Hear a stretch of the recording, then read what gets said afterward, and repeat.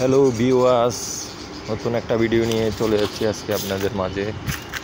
যে দেখতে পাচ্ছেন একটু হচ্ছে চিরাগুলো আসলে দেখানোর উদ্দেশ্য হচ্ছে এই চিরার ভিতর রোয়ার সময় পাওয়া গেছে একটা লোহার বড় একটা পাত, যেটা আপনারা দেখলেই বুঝতে পারবেন।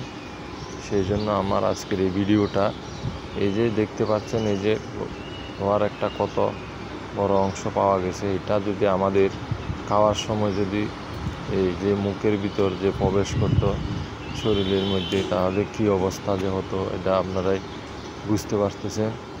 তাই আপনারা এই সবাই এই যে দানা জাতীয় খাবারগুলো আছে, যেগুলো মনে করেন চিরা, মুড়ি, আরও বিভিন্ন রকমের খাবার আমরা গ্রহণ করে থাকি, এগুলো অবশ্যই ভালো করে পরিষ্কার করে এবং খেয়াল করে খাওয়া উচিত।